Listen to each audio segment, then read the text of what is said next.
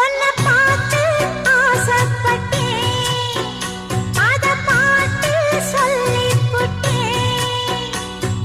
நீயும் தொட நானும் தொட, நாலு வகை பூச்சும் விட அட்டை போல ஒட்டி இருப்பேன்.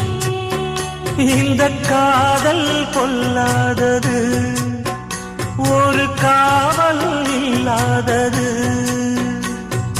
ஊதக்காத்தில் வஞ்சி மாது ஒத்தையிலே வாடும் போது போர்வை போல பொத்தி அணைப்பேன். ஆறேழு நாளாகி விழி மூடி, அடியாத்தாடி அம்மாடி உனை தேடி.